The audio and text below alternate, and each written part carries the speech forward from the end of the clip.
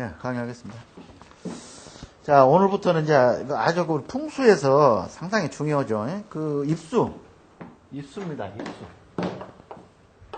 입수, 이거 머리 숫자죠. 입수, 머리를 들이민다. 입수.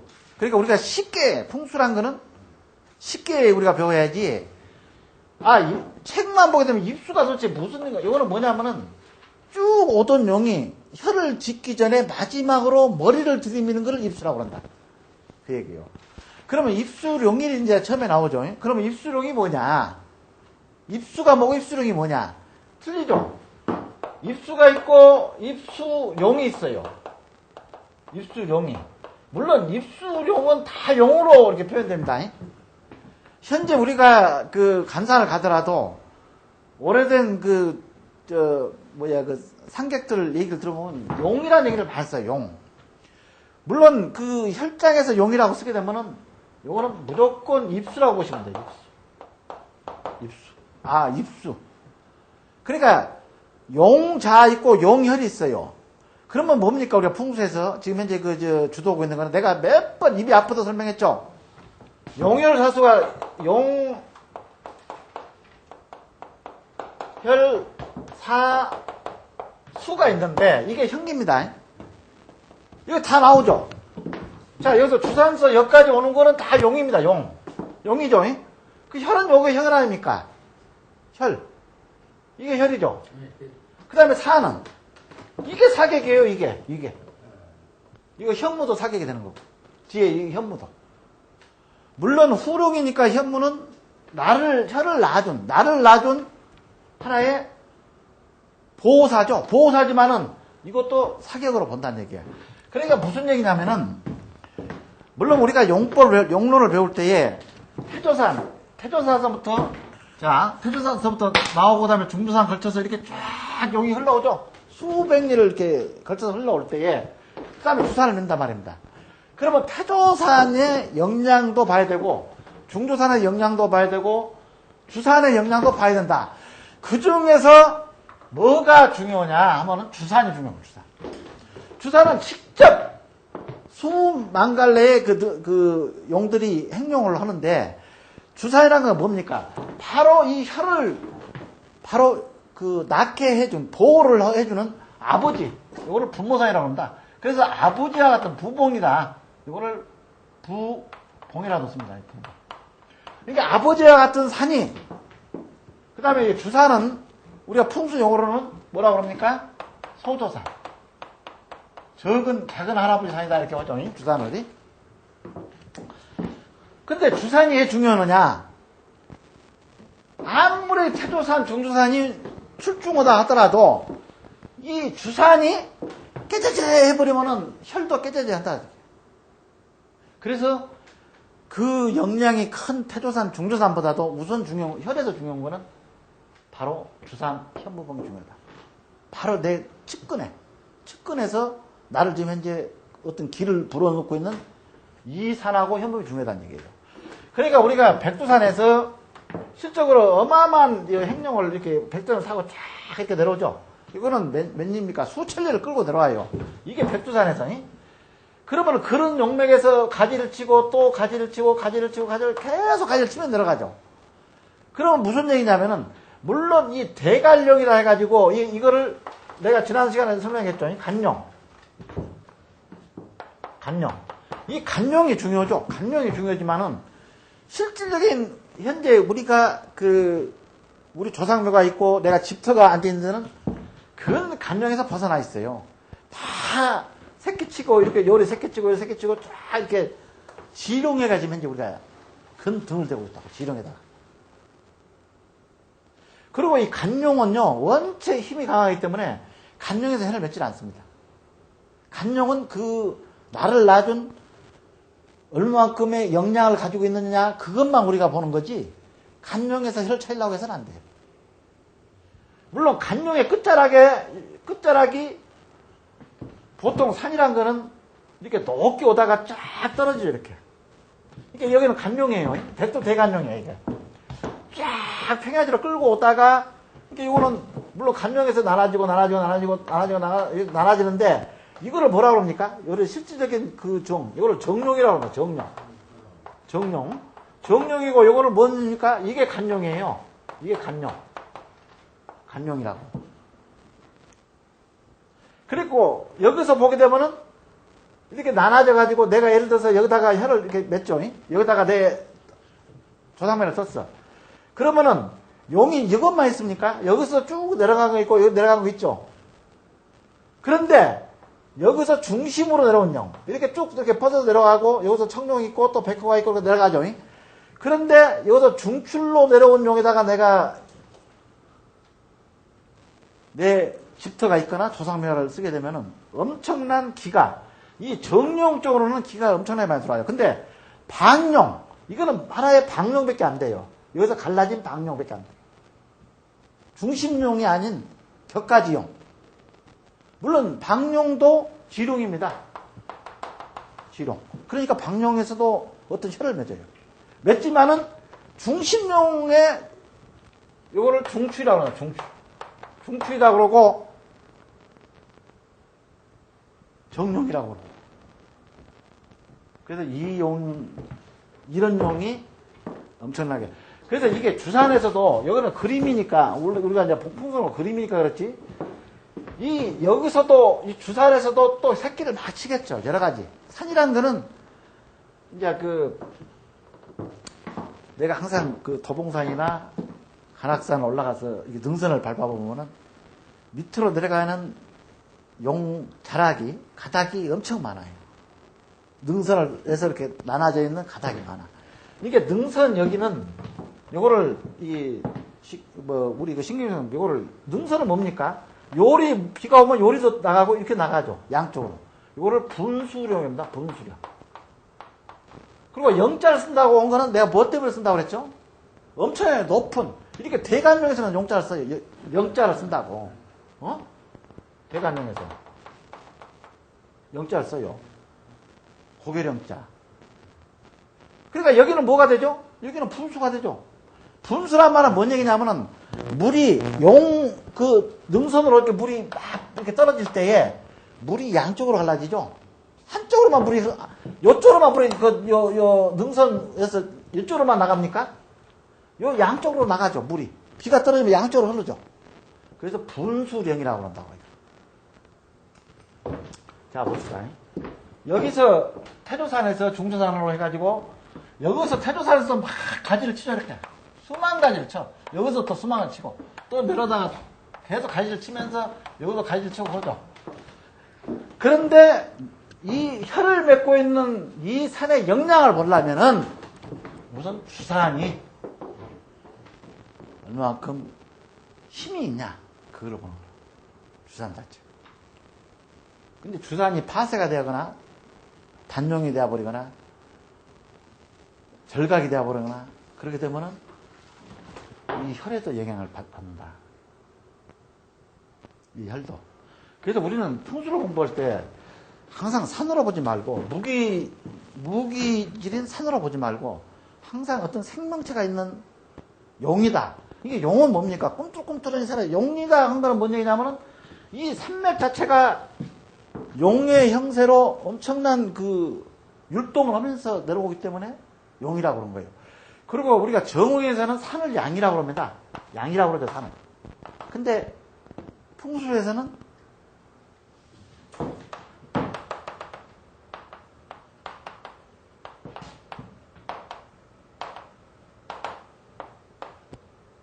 이것 때문에 그런 거예요, 이것 때문에.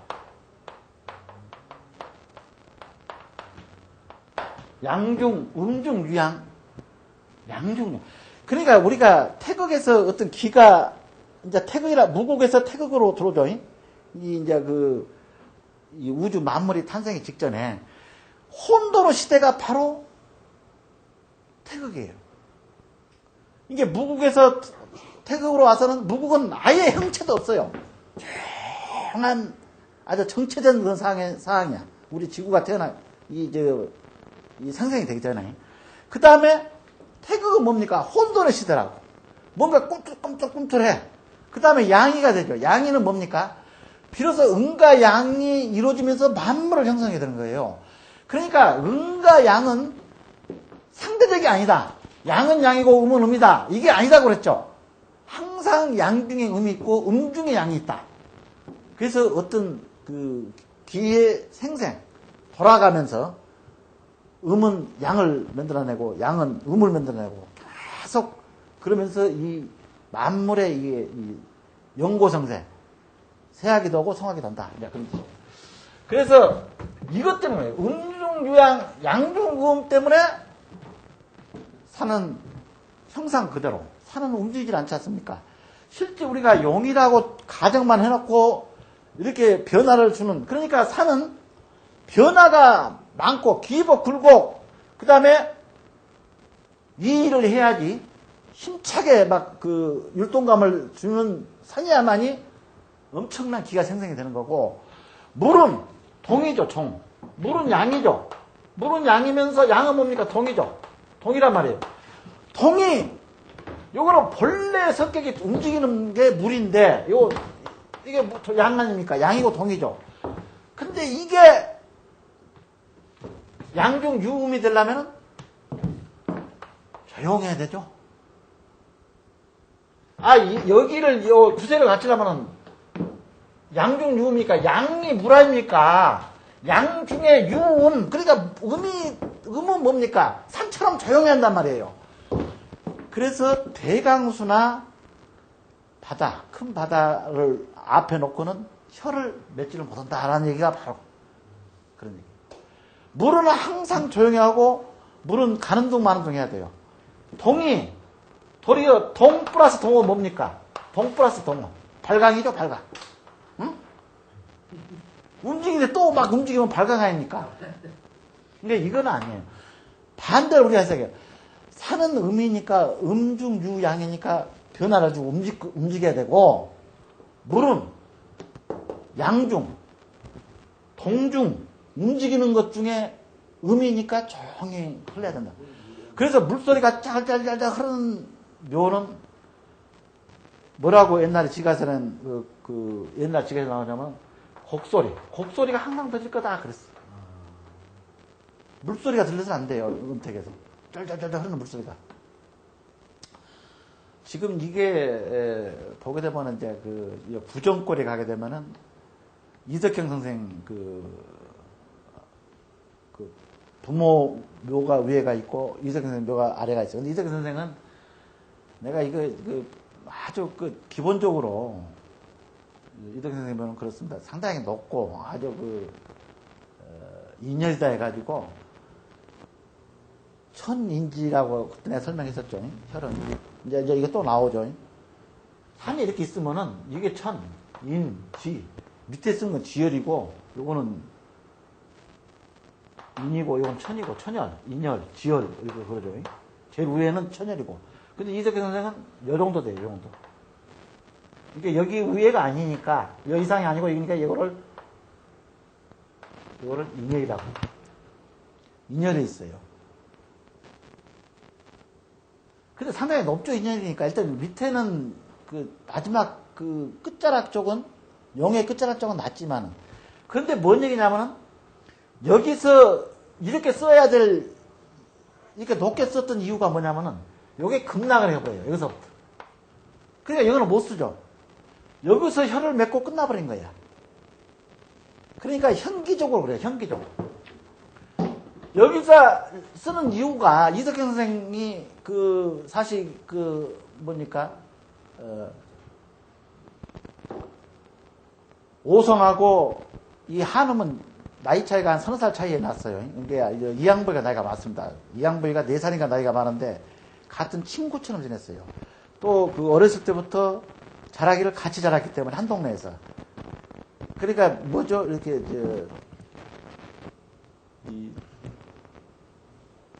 무슨 친구라 그러죠? 이렇게 대나무를 중마고예요. 대나무를 이렇게 말처럼 타고 다니는 그렇게 아주 친하게 이렇게 가깝게 지냈던 것이. 근데 이양복이가 이 실록을 보게 되면 이 선조가 풍수란 자문을 많이 받습니다. 풍수에 대해서 이양복이한테. 근데 누가 먼저 죽었냐면은 이석행이가 먼저 죽었어요. 이덕행이가 왜 죽었냐면 합병을 죽었거든요. 무선 합병으로. 그 당시 패모론하고 증살론, 그러니까 그 임창대군을 아주 쪄서 뭘로 찝니까? 솥에다 찐 게 아니고 방에다 쳐놓고 그냥 그 불을 떼서 죽여버리죠. 장작불을 떼가지고 아예 문을 잠가놓고 거기서 증살이라고 합니다. 증살. 증살은 찔증자. 사람을 쪄서 죽였다 해가지고 증살이라고 그래요. 근데 그런 이제 일단의 사건들이 막 그 선조 때에 일어나다 그때가 완전히 이게 조금 그 이양복이나 한음이가 그냥 그런 가정에 영의정, 우의정 이런 자리에 있었어요. 그리고 저 이양복이는 나이가 많은데도 항상 그 이덕형이 뒤를 따라가면서 이덕형이가 자의정하다가 우의정하면은 그때사 우의정하다가 자의정하다면 그때사 이덕형이는 이양복이는 자의정으로 가고 이양복이가 우의정으로 가고 이덕형이가 자의정에서 영의정으로 가면은 그때사 이양복이는 자의정으로 가고 이게 항상 나이는 많은데 그렇게 조금 늦었어요. 늦게. 그러다 보는데도 엄청난 이렇게 풍수에 좀 식견이 많았던 것이 이양복이라고. 그래가지고 이양복이가 노원에 살았습니다. 노원에. 뭐 때문에 어떻게 중풍을 맞았어요. 그래서 중풍을 맞아가지고 그러니까 한참 이양복이가 어떤 그 참 세도를 부리다가 이덕형이하고 둘이 그 짝짝꿍이 돼가지고 엄청 세도를 그 실록에 보게 되면은 이양복이 크릭수가 엄청 많습니다. 이양복이가 이제 우리가 이제 CD로 나왔기 때문에 이제 실록을 찾아보기 쉬운데 이덕형이도 그 정도 많아요. 이양복. 그러니까 두 사람은 아주 조선 중엽 사람 치고 그렇게 역할을 많이 했어. 심지어는 그러니까 임진왜란이 되다 보니까 그 사람들이 이름이 맞출 수 있는 거죠. 그러니까 애란이 끝나고 난 다음에 어떤 그 훈장 품격을 할 때에도 두 사람이 다 했어요. 1등 선무공신을 이순신이하고 그 다음에 권유리하고 옹균이하고 이 세 사람이 1등 선무공신을 했죠. 근데 두 사람이 옹균을 빼야 된다라고 이 선조한테 얘기를 하니까 선조가 무슨 소리냐? 옹균을 넣어라. 그러니까 선조는 죽은 사람들을 상신하게 되면 다 훈장을 줬어요. 근데 살아있는 사람은 안 줘. 왜 안 주냐? 자기가 임진왜란 시작 발발하자 선조는 뭐만 했습니까? 피난만 다니까 피난만 데리고 자기가 직접 무슨 어떤 작전 지시를 하거나 이 이난 국복을 해야 됐다라고 생각을 직접적으로 현장에서 움직인 게 아니고 그냥 여차하면 중국으로 도망가려고 우주까지 갔던 거 아닙니까? 우주까지. 그런 역할만 하다 보니까 선조가 이 전란이 수습되고 난 다음에는 민심 자체가 흉흉하잖아요. 그러면 왕한테도 너 하야해라. 요런 얘기가 들릴까봐 일단 명성을 떨쳤던 장군들은 다 쳐버리는 거예요. 그래서 이제 이순신 장군 그때 우리가 천안 아산이죠. 아산에 있는 장군 묘에 갔을 때도 그 이장묘입니다. 이장묘라고 이제 이렇게 지금 문중에는 돼 있죠. 근데 그 묘를 두고 이순신 장군이 선조의 그 역할, 그러니까 이제 지금 그런 얘기가 많이 나오죠. 이순신 장군이 죽었냐 살았냐를 지금 현재 상당히 검증을 하죠. 그 당시에. 그러니까 어떻게 그 장군이 이제 그거는 배가 이 작전 그러니까 수장배가 별도로 있습니다. 수장 아니 수장이죠. 여기에 이제 이순신 장군이 타고 있었어요. 여기서 지휘를 하는 거예요. 이 각 전함들을. 그런데 여기서 일본 배는 우리나라 배는 뭐 때문에 이렇게 해놨냐면 우리나라 배도 단점이 있어요. 이 거북선이 이렇게 생겼지 않습니까? 이렇게 동그랗게 해가지고 해서 이제 노를 이렇게 젓는데 근데 거북선이 이 단점이 있어요. 단점이 있다는 것은 뭔 얘기냐면은 따르지를 못해요.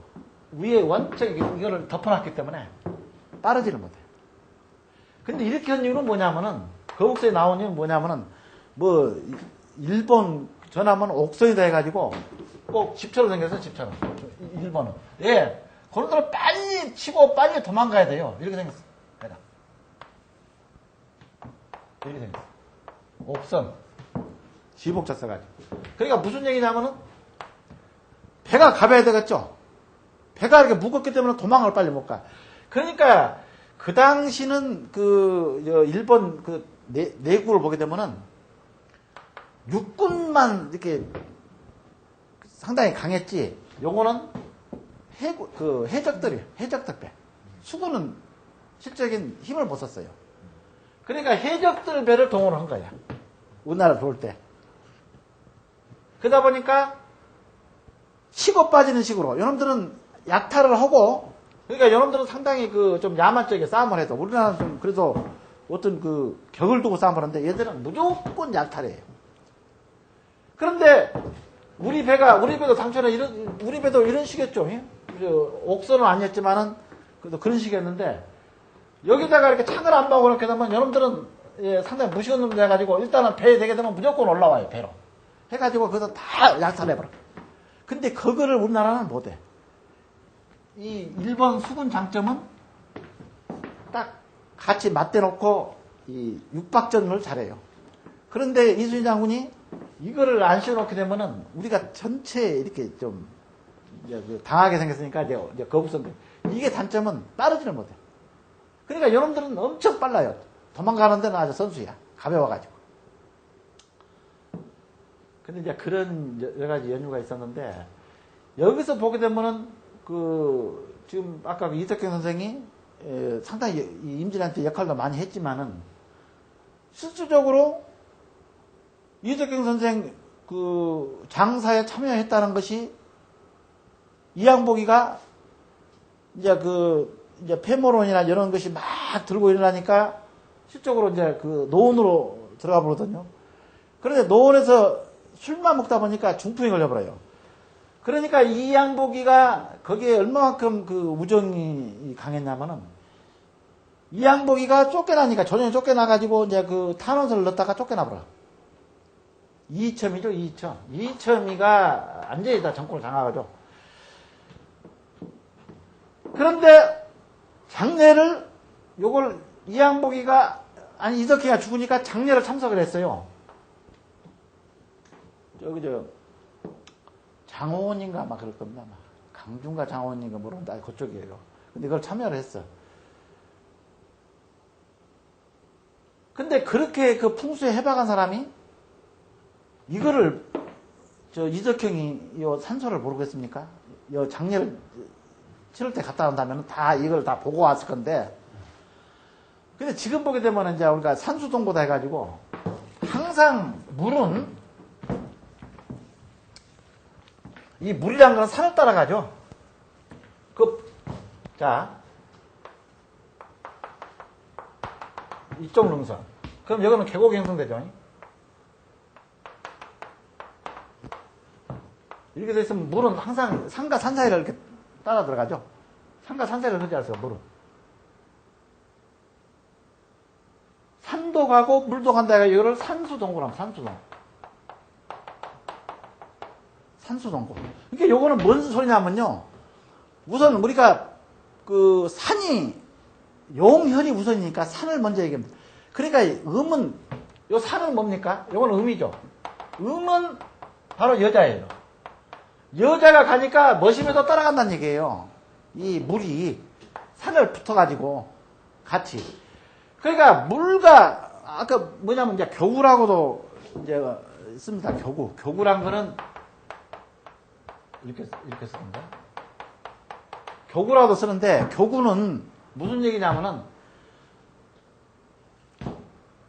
이게 바로 산 플러스 물이에요.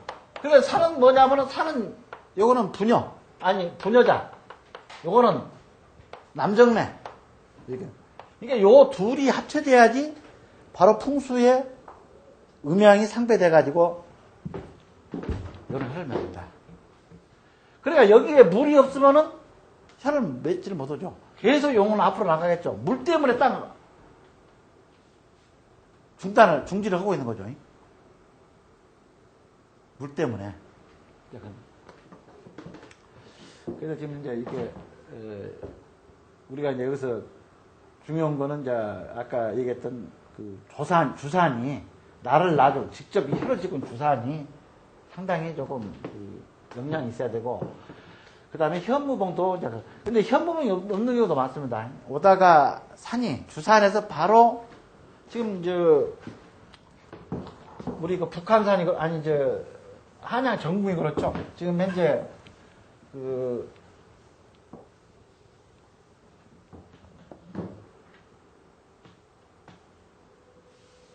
이거는 동쪽입니다. 동쪽.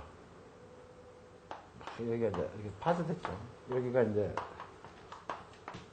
청와대고. 지금 북악산을 보게 되면은 동쪽으로는 이렇게 완만해요. 이렇게 조금 산이. 근데 이쪽 인왕산 쪽. 자, 요게 인왕산. 인왕산 높죠, 더. 인왕산이라고. 인왕산 높죠? 북한산보다는. 이게 300m고 요거는 240m.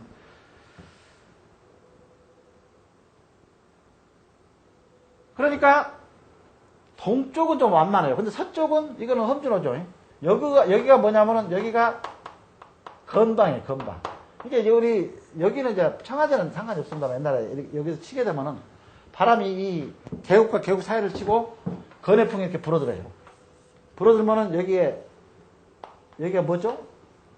경복궁. 이게 그 당시에 이제 이제 풍수 이 자료를 보더라도 당시에 풍수를 상당히 운영했던 대신들이 우려했던 거는 요거 물이 우선 적고 한양이 그 다음에 건해풍이 좀 상당히 두렵다 이런 얘기를 그러니까 요거를 주산이라고 합니다. 주산이죠. 그러면 이 현무봉 없이 바로 경복궁을 만들었죠. 한양은 그 다음에 여기는 이제 그 삼각산 여기 진산입니다. 진산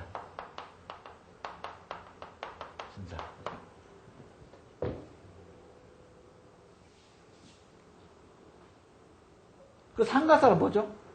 여기서 해죠. 지금 말해서 여기는 이 삼각산에서 이 경복궁 여기까지는 60m밖에 안 돼요. 60m. 근데 원래 이 삼각산은 엄청 험하죠. 산 자체가. 이거를 탈사시키고 이 북강산까지 올라면은 100리가 지나야 된다는 거야. 100리가. 그러면 여기에 약간의 탈살이 돼. 근데 아직도 북악산은 탈살이 안 돼 있어요. 이제 그런 우려를 한 사람이 있습니다. 이게 태조산이 상당히 충천하고, 그러니까 이 국세, 어떤 대국의 어떤 국세는 갖췄지만은 조금 탈살이 미비하다. 이 북악산 자체가. 그래서 주산이 우리가 꼭 여기 그리면은 주산 다음에 현무봉이 있다라고 생각하는데 그게 아니고 바로 이렇게 태조산에서 보현봉이 바로 중조산 되겠죠. 중조산. 그 다음에 이제 스카이에 300m 또 산이 하나 있어요. 그 산을 거쳐서 들어가거든요. 그 산이 중조산이고 그 다음에 이제 이렇게 주산으로 떠줄 수가 있어. 그러면은 지금 이제 교재에 보게 되면 이제 입수룡이 먼저 나오죠. 입수보다는 입수룡이. 그러면은 입수룡을 두고 요즘에도 이제 조금 의견 차이는 있습니다. 그 학자들만 의견 차이는 입수룡을 여기서 주산에서 여기까지를 입수룡이라고 하느냐. 그렇지 않으면은 현무봉에서까지 입수룡이 하느냐. 이건 다 맞는 말이에요. 그러니까 입수룡은 주사안이 있으면 주사안에서 입수 혀를 맺는 거, 입수 일절 혈장까지를 입수로도 할 수가 있고, 중간에 현무봉이 있으면은 현무에서 혈장까지를 입수하거든요. 그러니까 입수룡이라는 거는 어떤 학자들도 그렇게 털어달라고 안 해요. 그건 비슷하게 얘기를 한다고. 그러니까 주사는 뭐라고 했습니까? 소조산서부터 입수 혈장까지를 입수령이라고 하고, 그렇지 않으면 현무봉에서 입수령이라고 한다. 이 두 가지로 이제 그 개념 생각하시면 돼요. 근데 여기서 중요한 게 뭡니까?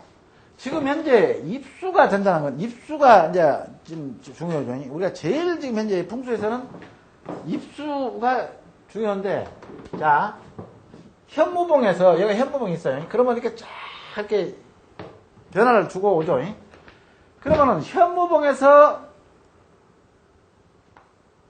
혈장까지 이렇게 맺었을 때, 자, 절을 봅시다. 한절, 두절, 석절, 넉절. 네 마디가 있죠. 그러면 여기 아까 다섯 마디가 있죠. 그러면 여기서 입수 도두에서 나경을 뭘로? 1371호.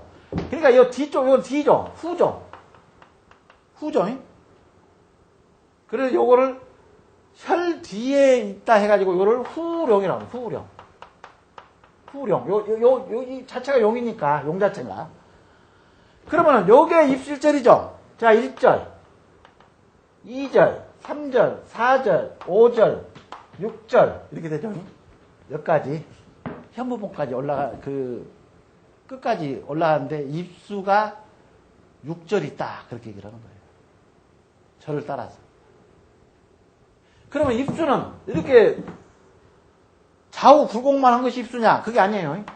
요것도 입수입니다, 이거. 1절, 2절, 3절. 이렇게. 기복으로 떨어진 것도. 그럼 입수는 뭡니까? 용이 혀를 하나 쏙 걸쳐가지고 혀를 맺을 때에 여기가 제일 중요하죠. 1절이. 입수 1절이. 물론 지금 고전적인 지가사를 배운 사람들은 입수 도대에서 여기까지 방위를 먼저 재죠. 1절을. 뭘로? 4층. 나경 4층으로 된단 말이에요. 4층으로 재죠. 그러면 운용은 5층. 5층 1372령으로 운용을 하죠. 1372령. 그 다음에 여기서 또 재요. 2절을. 2절을 떠들죠. 아니, 우리가 지금 현재는요, 풍수로 지가사를 이렇게 돼 있어요. 그러니까 이 용하고 이 용하고 음양 오형이 비합이 되느냐 안 되느냐를 그걸 보는 거예요. 원래 우리가 기본서에 보게 되면 돼 있어요. 그 다음에 2절에서 3절을 또 재는 거예요. 이렇게. 그런데 여기에 통매법이다 해가지고, 이 통매법이라는 말 들어봤습니까? 통매법이다 해가지고 맥이 음양 오형에 따라서 이렇게 여기까지 통맥이 되느냐, 이제 그런 것도 있어요. 근데 실질적으로 지금 현재 1절 재고, 2절 재고, 3절 재고, 4절 재고 한 사람 있습니까? 물론, 우리 풍수 기본적인 지가서 이해한다면 이렇게 재야 되겠죠. 그런 다음에 5층에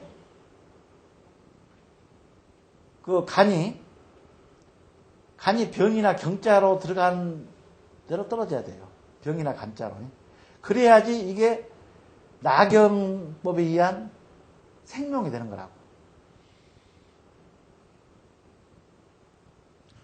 자, 그러면 여기서 이렇게 여기서 이제 현무봉에서 쭉 떨어져가지고 1절 했죠. 1절이 중요하죠. 그러면 여기서 아까 입술하고 내가 뭐라고 첫 마디에 그랬죠? 머리를 박는다. 요걸로 머리를 박는 거예요. 이렇게 뒤쪽에서.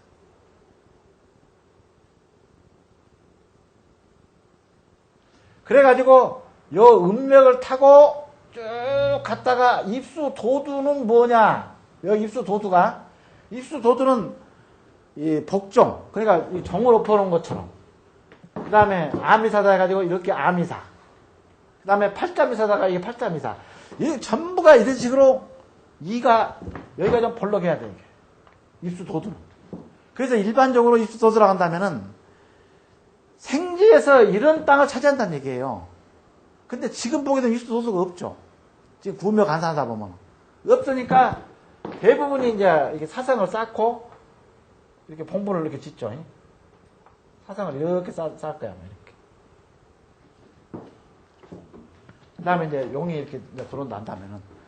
그러면은, 여 위에, 지금 이제 일반 상당히 유명하고, 그 다음에 가문에서 이렇게 가려는 걸 보면은요, 대부분이 여 사성 쪽보다는 이쪽이 높아. 입수도수가 높아. 그러면 여기 사성 제일 높은 데가 입수도수가 아니고, 바로 뒤쪽에 제일 높은 분이 입수도수가 됩니다.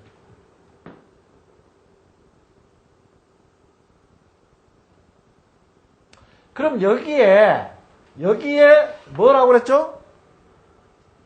수천리를 달려서 행령을 해가지고 혀를 여기다 딱 짚게 되는 입수도두. 여기다가 뭘? 그래서 입수도두는 아주 용어가 많습니다. 입수도두는. 두뇌, 도두. 요거만 잘라가지고. 입수도두 않고 도두. 두뇌.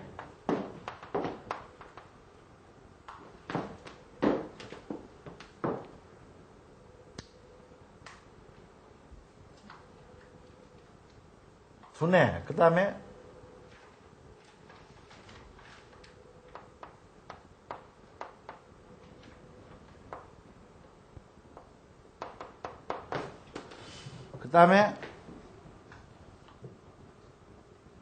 혈두. 머리, 혈의 머리다. 혈두. 이게 두 자를 다 집어넣죠. 머리도. 그러니까 뭔 얘기냐면요. 혈장에서의 이 두뇌도 되고, 그러니까 머리죠. 머리가 되는 거는 입수도수예요. 그래서 제일 중요합니다. 용혈 중에서. 우리가 용혈 중에서 제일 중요한 게, 바로 입수 일절, 요거, 그 다음에 요거, 도두. 요 두 개가 됩니다. 그건 내가 뭐라고 해서 항상 그 강의를 할 때, 용혈이 우선이고 사수는 나중이다. 이게 향은 이제 이 기법을 이제 별도의 어떤 우리가 응용을 해야 되기 때문에. 그러니까 형세가 용혈 사수에 의해서 다 형기가 다 이렇게 집약되어 있는데 그 중에 중요한 거는 바로 후룡이다 해가지고 여기까지 입수 일절을 만들고 혀를 만든 뒤쪽에 이게 중요하다. 그럼 뭐라 했습니까? 요거는 새라고 그랬죠? 요거는 새 아닙니까? 막 그 좌우 굴곡을 하고 기복을 하면서 내려온 그 자체가 용의 형상이 돼가지고 형의 이 형상처럼 막 이 웅장하니 그냥 뒤에서 밀어내고 그냥 앞에 떨어지고 급락을 하고 그게 용이죠. 그게 요거는 뭡니까? 여기까지는 입수 도두까지는 이게 뭡니까? 요거는 새예요. 새. 새라고 새. 새를 요거를 그래서 용새라고 합니다. 용새. 그 다음에 요 밑에 혈은 혈형이라고 합니다. 형. 형은 뭐라고 그랬죠? 와겸유돌. 그 자체가 혈형이에요. 와겸유돌. 유혈이냐, 지난 시간에 배웠죠? 겸혈이냐, 도혈이냐, 와혈이냐. 그래서 혈은 형이라고 그러고, 여기까지 오는 태조산, 중조산, 소조산, 주산, 현무봉, 요 뒤에까지 오는 거를 뭐라고? 이거를 새라고. 용새.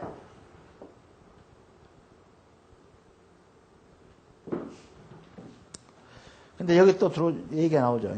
주산에서 곧바로 혈자가 들어오면 주산서부터 혈자까지 입술으로 보아야 한다. 그랬죠. 그러니까 여기서 여기까지를 혈자까지니까 여기서 여기까지를 입수용으로 보기도 하고 여기서 현무봉에서 혈장까지를 입수용이라고 보기도 한다. 자, 그런 얘기입니다. 여기서. 지금 현재 이 교재에 나와 있는 그 내용은 그거예요. 그 다음에 근데 입수령이 이 용이 여기까지 혈장까지 들어오는 동안에 물론 그 음력을 해서 무단사례라고 지난 시간에 얘기했죠. 끊어진 것 같지만은 예를 들어서 이렇게 산이 이렇게 막 진행을 해가지고 요 사이에 이렇게 개울이 조그만 개울이 하나 있어. 근데 이 개울이 있으면은 안 된다고 돼 있죠. 이렇게 개울이 이렇게 연결해가지고 여기다가 이렇게 혀를 놔놨다 맞았어. 그러면 이거는 아니다. 그렇게 개울이 있으면 개울을 건널 수가 없다고 그랬죠. 이게 산은 물을 넘지를 못한다라는 얘기는 조그마한 실개울을 얘기하는 거 아닙니다.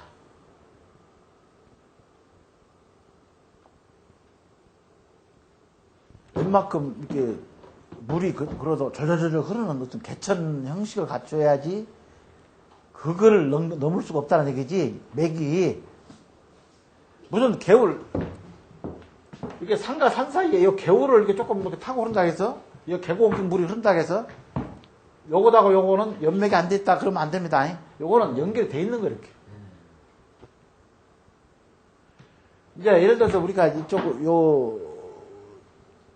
요거는 강남이고 요거는 강남이고는 강북인데 한강을 사이로 이런 식은 안 되죠. 요거는 맥이 틀리죠. 요거는 한남정령 이렇게 백두대간 그를 보게 되면요. 대간령이 내려오면서 전부 물을 피해서 있어요. 물을. 그러니까 이제 산이 이렇게 딱 있지 않습니까? 그러면 물이 여기서 이렇게 발원이 되죠. 이렇게. 그 다음 또 여기서 발원되죠. 여기서 발원되죠. 그러면 여기서는 이제 불이 강이 크게 이렇게 보이죠. 강이 생기죠. 그런데 여기는 다 맥이 연결되죠. 여기까지는. 여기가 분수니까 이 사이가 분수니까 맥은 위에서 다 연결되는데 그 사이에 분수되는 개울을 형성하고 또 나와서 분수의 개울을 형성하고 개울을 형성하고 하지만은 용은 이렇게 맥이 연결되죠. 여기까지. 이렇게 딱 맥이 물이야 나오건 흐르건 강을 이루건 그런 거 상관없이 그래서 지금 현재는 이제 막 도로도 막 놓고 인위적으로 이렇게 개천도 이렇게 조성을 하고 이제 그랬는데 물론 지금도 그렇습니다. 아까 내가 얘기했듯이 실개울 뭐 계곡 같은 건 다 그거는 우리가 그 염두에 두고 걷는다 하지만 백두대간 끝자락에서 예를 들어서 간악산에서 저 백두산까지 물 하나도 발에 안 묻히고 갈 수가 있어요. 그게 맥이 연결되어 있기 때문에 그래요. 맥으로. 지금 우리가 강의 개념과 물의 이 용의 개념을 정확히 알아야 됩니다. 이렇게 분수에서 큰 강이 형성되죠. 그런데 맥은 계속 가죠. 이렇게 용맥은. 여기 강이 형성되고 여기도 큰 강이 형성되겠죠. 막 각 처에서 발원이 돼가지고 강을 여기서는 실개울이에요. 여기서는 서로 두 개는 맥이 연결돼요. 물이 내려가도. 그런데 강이 이렇게 형성되어 버리면은 산이 이렇게 내려오고 예를 들어서 산이 이렇게 가지 않습니까? 근데 이 사이에 강이 형성되어 버리면은 여기서는 뭐라고 그랬죠? 정맥. 이것도 정맥. 우리 백두대에서 말하는 정맥이 생기는 거예요. 양쪽으로 갈라져가지고. 이 강을 사이에 두고. 그러니까 원 줄기는 백두산이 큰 할아버지니까 같은 줄기를 쭉 내려다가 중간에 분수되고 이제 여러 가지 무슨 청천강, 막 대동강, 이 강을 많이 낳겠죠. 그런 다음에 이렇게 이제 끝자리까지 그 중에서 하나가 혈이 된다는 얘기에 나와가지고.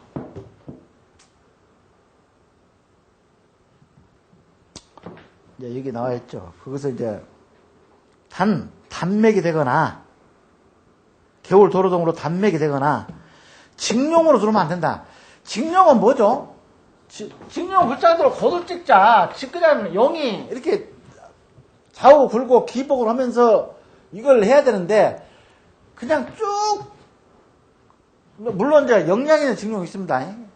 역량 있는 직룡이라는 건 뭐냐면은 실제 겉으로는 안 보이지만은 내맥이 그냥 활발하니 들어오는 게 있어요. 그 직룡을 얘기한 게 여기서는 요거는 뭐라 합니까? 사룡. 그냥 죽어서 쫙 빠져버리는 용. 이거는 안 된다는 얘기예요. 여기 교재나는. 이제 나중에 이제 그 뒷장에 보면 직룡입수가 있어요. 직룡입수는 뭐냐면은 입수자가 들어가야 되면은 그거는 혀를 맺을 수가 있다는 얘기예요. 입수자가 들어가고. 근데 요거는 뭔 얘기입니까?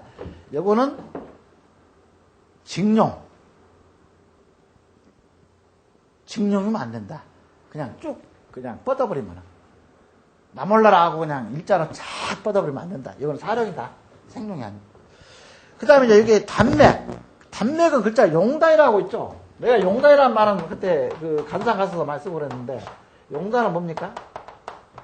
용단은 글자 그대로 이렇게 오는데, 용단은 뭡니까? 여기서 또 이렇게 가지를 치는데, 요거를 잘라버렸다는 거예요. 이게 도로를. 요거를 잘라. 이렇게 있으면 양쪽으로. 그 우리 고속도로 타고 가다 보면은 이렇게 잘라져가지고 여기도 산이고 여기도 산 꼭대로 남아있는 거 많이 보죠. 이걸 용단이라고 한다. 이게 용이 잘라졌다. 근데 맥은 이어진다는 거야. 맥은 이렇게 실맥으로 뒤로 이어지고 있다는 거야. 여기까지. 근데 잘라졌는 데다 묘가 있는 데가 있죠. 그거는 도로가 내니라고 도로 용을 자른 거야. 이거 용을 잘라진 거지. 이거는. 근데 여기다가 단자에다가 맥. 단맥은 뭡니까? 여기 나오는 단맥. 단맥은 맥을 잘라버렸다는 거예요. 여기 용을 자른 게 아니라 밑으로 이런 실맥을 손상이 됐다는 얘기라고. 그럼 여기는 맥이 안 돈다는 얘기죠. 맥은 뭡니까? 용을 타고, 용 주기를 타고 흐르는 생기철을 맥이라고 그런 거예요. 응? 생기통로.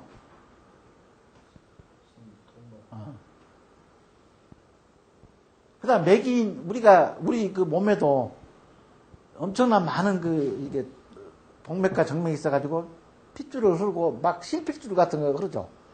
그거는, 근데 우리가 어느 부분에 그게 딱, 이게 단맥이 되어버리면, 이게 단맥이라고 그러죠. 맥이 딱 단맥이 되면은 거기가 마비가 되어버리죠.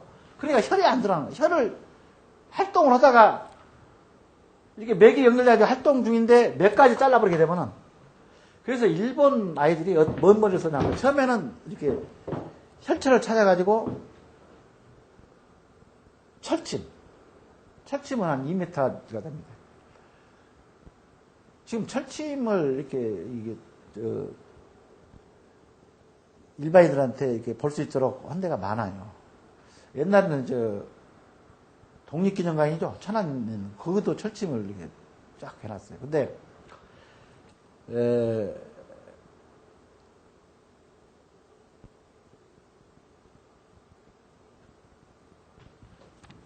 철침이 있고, 그 다음에 석침.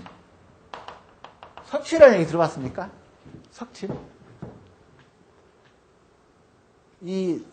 예를 들어서, 여기 혈처, 이게 용을 타고 이렇게 쫙 하지 않습니까? 그러면은, 이 동네에 여기에 끝자락이 돼가지고, 예를 들어서 여기에 무슨 옥녀단장이, 왕우지지 해가지고 여기에 딱 혈을 맺을, 여기에 이제 묘가 있어요. 여기 맥이 들어오겠죠. 여기다가 무슨 침을 만들어요. 침을. 이게 돌로. 요 산에 있는 돌이 아닌 다른 데에서 캐는 그 돌을 가지고 석침, 이게 침을 만들어. 그래가지고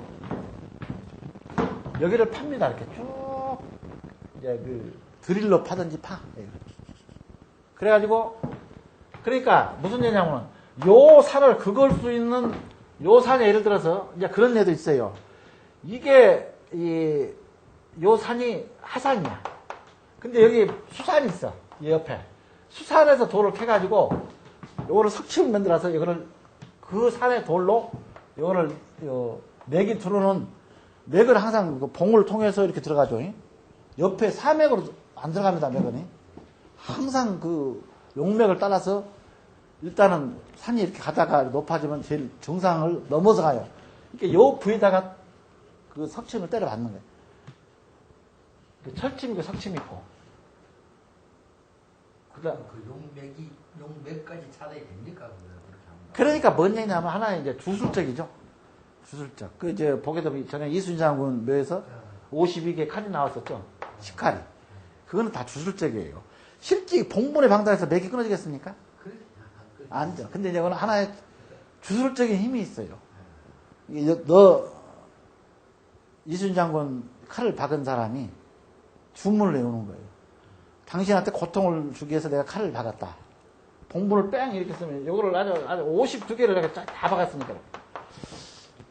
그러면 요 영혼이 칼을 이제 막 씹으니까 결과적으로 어떤 무속인한테 어떤 감을 주냐면은 뇌에 요거를 고통을 안 당하기 위해서 뇌가 가지고 있는 어떤 영적인 역량을 무속인한테 전달시키는 그걸 노리고 하는 거예요. 주술적. 다음 시간에 하겠습니다.